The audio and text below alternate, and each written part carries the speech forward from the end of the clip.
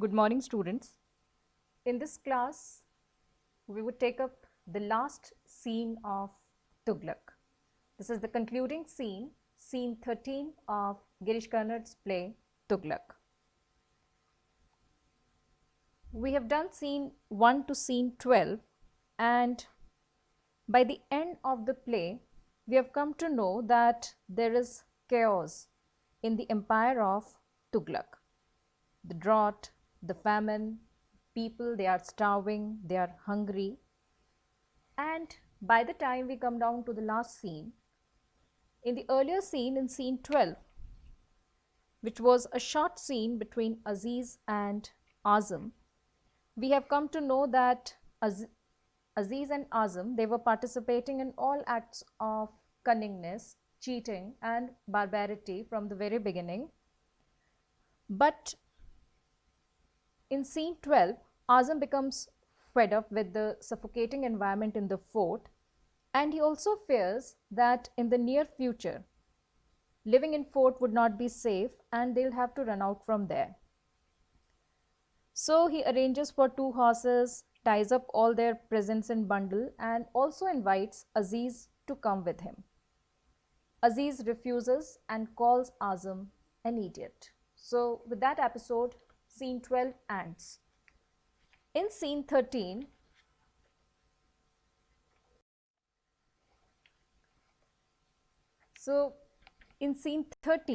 the action takes place in another part of the palace. And when the curtain rises, Sultan and Barani, they are seen talking to each other. Barani is asking permission of the Sultan to leave for Baran, his hometown, for the funeral of his mother. Now, we have to remember one thing, that right from the beginning, Tughlaq had only 3 close associates. Nazib, who by now is murdered, stepmother, who is guilty of the murder of Nazib and is being punished. The only person, the only associate left with Tughlaq, Barani, he also wants to leave Tughlaq. So Sultan, he asks the reason of death of his mother, and Barani says that he does not know the cause of her death. Sultan asks him if he is going to return after the funeral of his mother. Barani says that he is not sure. And again, when he is asked that what is the cause of the death of his mother, Barani simply replies that he does not know. Muhammad, he knows, and he says that she died in the riots when the royal soldiers butchered everyone in sight. So even Barani's mother, she has been murdered by Tughlaq's soldiers. And through this, Tughlaq wants to tell Barani that he knows everything which is happening in his state, but everything seems to be beyond his control. At this point, a soldier comes running to them and informs them that Azam Zahan, the friend of His Holiness Ghiyasuddin Abbasid, has been murdered. Again a shock. And it's told that he lies murdered in the secret tunnel.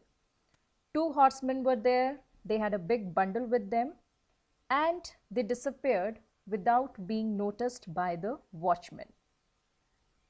Muhammad, he stares at the soldiers and then suddenly understands Aziz and Azam. The reality of Aziz and Azam strikes his mind. He tells the soldiers to keep this a secret and ask one of the attendants to fetch Aziz at once, means Ghiyasuddin at once. Barani, he does not understand anything, but Muhammad, who is very intelligent, he promises Barani that you are a historian, but today I am going to show you the great farce regarding the Khalifa and the revival of prayer after 5 years in the state. And he says that as a historian, you should notice how history is made. He says, no, this is the first public prayer in my kingdom after a silence of 5 years. And why we are praying? Because a holy person like Ghiyasuddin, who is a member of the Khalifa family, has come to the land to bless us. And then he starts laughing that anything cannot be stopped. Oh, Barani, and he understands that Barani is a simple man, so he just thinks about Nazib. And he thinks that if Nazib would have been there, he could have understood the entire farce of the situation. When Aziz, disguised as Ghiyasuddin, enters, Barani and Muhammad, they bow to him. Muhammad regrets his helplessness on not attending him personally and expresses his sorrow for the death of Azam. And then directly Muhammad asks him that who he is. Aziz for a moment is frightened, and he comes to know that now he cannot befool Muhammad with the masquerade, with the disguises. So he admits and tells about his truth, that he is a dhobi, his name is Aziz, and he never realized the Sultan's great power of imagination. So he says, in a very farcical tone, in a very ironical tone, he says that majesty has never associated greatness with the standard or the degree of someone. And he goes on arguing, and his eloquent argument, it absolves him of all crimes. So in a very ironical way, the entire dialogue of Aziz, it serves as a parody of Tughlaq's rule.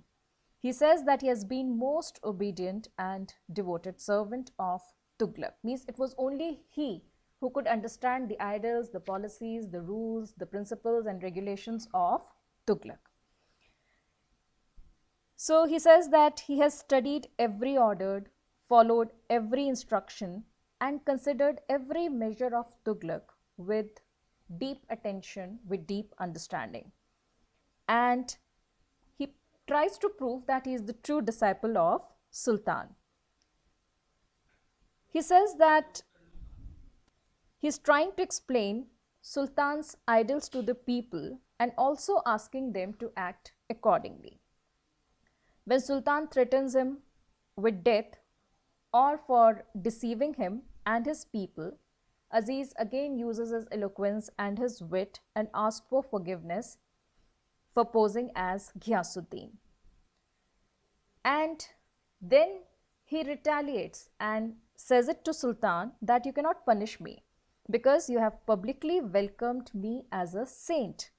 And even the public prayers which has been stopped for a lapse, means the lapse of 5 years. After the lapse of 5 years, the public prayers, they are going to resume again. So he again says that he is not a common blackmailer. It is because of the strength of his conviction and his loyalty to Sultan that he argues that he is standing in front of him. He says that he was a starving dhobi, and when the Sultan, he ascended the throne, he declared that the brotherhood of all religions and his justice be impartial. And he tells that he disguised himself as a Brahmin, won the case against Sultan, and he very straightforwardly points out the flaws of the Tughlaqian policies of equality. Again, he says that when Sultan introduced the copper currency, he counterfeited coins. And when that business due to competition became unprofitable, he went to Dao and there bought a land for farming and collected the state subsidy.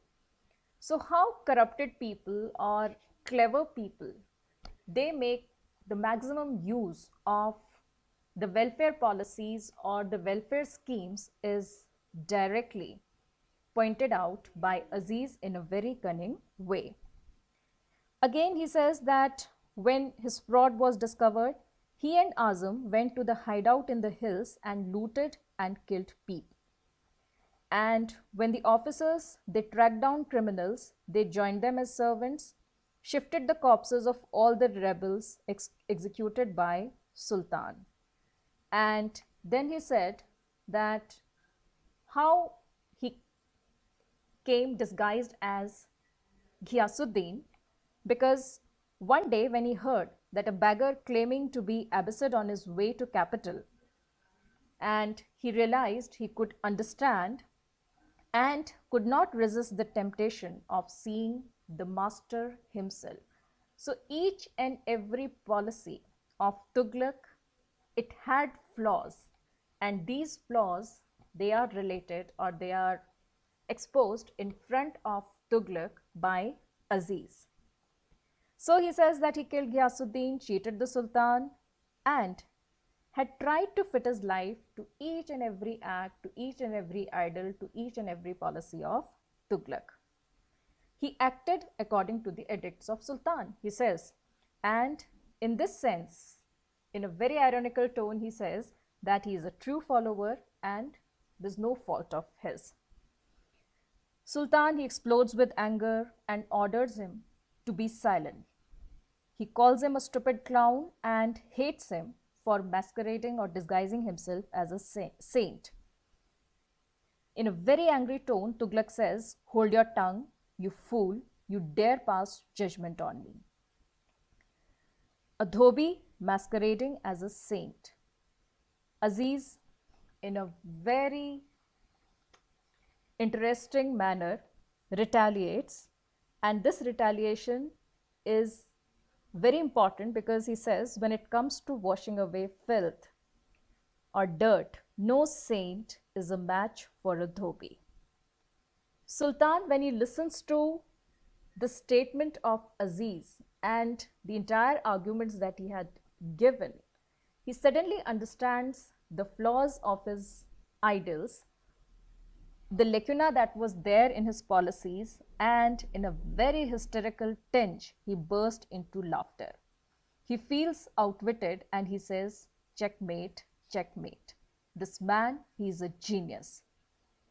And he asks Aziz that what punishment should be given to him. Aziz says that he really wants to show his loyalty to Tughlaq, and he says that he is ready to die for Sultan. So the first punishment or the reward that he gets is that he becomes an officer with the governor of Deccan. He gives him a letter to be appointed as an officer in the army, but ask him that he should go to Arabia as Ghiyasuddin and disappear in the way.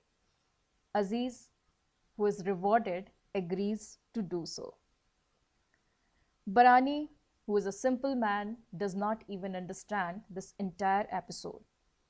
He very politely opposes the idea, and he says that by all history that I know, this man, he is going to stab you at the back. This is sheer folly to appoint him or to reward him for all the crimes that he has committed. He suggests a number of tortures for Aziz, but Sultan, he just waves him off by saying that I doubt if even a dhobi could have thought of so many tortures. Barani, he feels hurt and again asks for permission to go home. At this point, sleep, which was forbidden to Tughlaq, starts entering his eyes. Muhammad closes his eyes, and when Barani asks his permission, his eyes open and he says yes. Muhammad closes his eyes again, appears asleep with his head falling forward in deep sleep. The servant, he wraps the Sultan with a shawl. The muezzin's call for prayer is heard. Muhammad, he suddenly opens his eyes, and we see Tughlaq dazed, frightened, and Tughlaq, when he appears in the last part of scene 13, he seems confused, he seems frightened, does not understand where he is. All of a sudden, he is awakened from his sleep and he seems lost.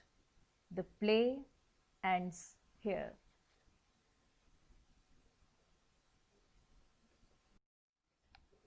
This Aziz in disguise is crafty like Tughlaq. Azam is only following Aziz. The story of Aziz and Azam, it runs parallel to the story of Tughlaq.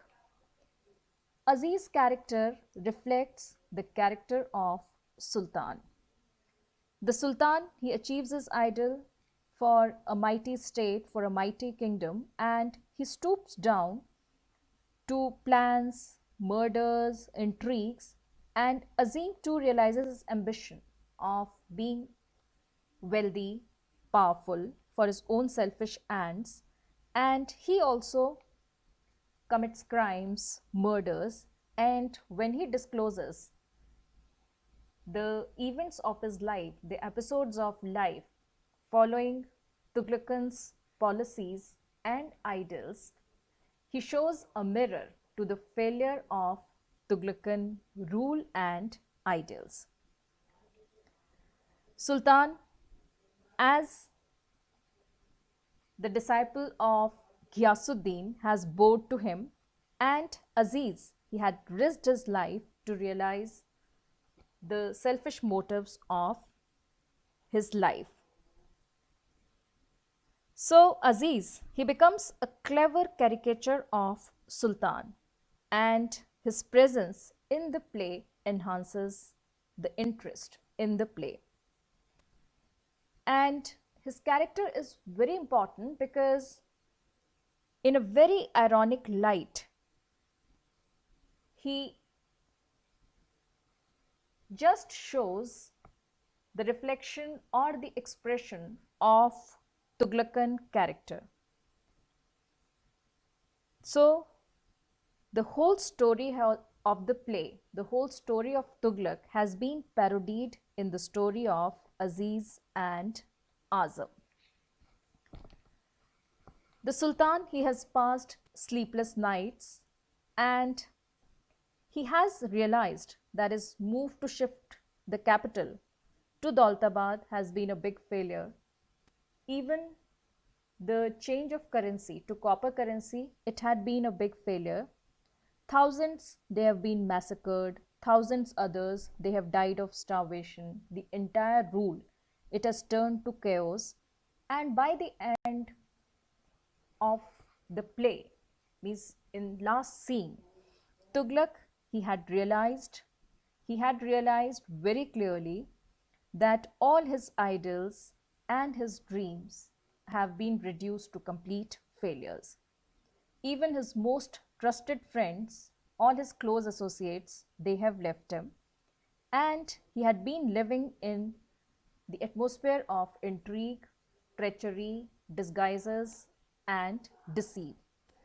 So his craftiness has been exposed, and his frustration, it also comes exposed in scene 13. He cannot keep awake, and sleep, which was forbidden to him, comes to him after a mirror is shown to him by Aziz.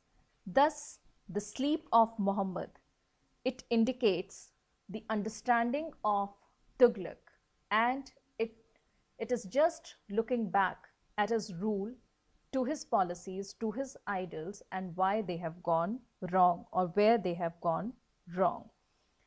So this scene, as the parody of the entire play, or even as the concluding comment upon the entire play, or upon the policies or the rules or the ideals of Tughlaq, is very important, and the confusion, bewilderness that comes out in the end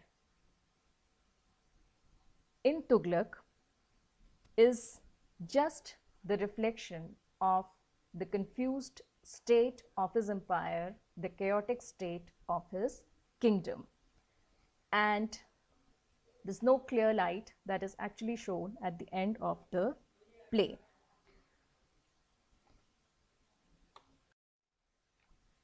Thus, Girish Karnad's play Tughlaq beautifully shows evolution of Tughlaq from an idealist to a tyrant lusty for power and fame, and how idealism and how policies or how principles or how welfare schemes they go wrong.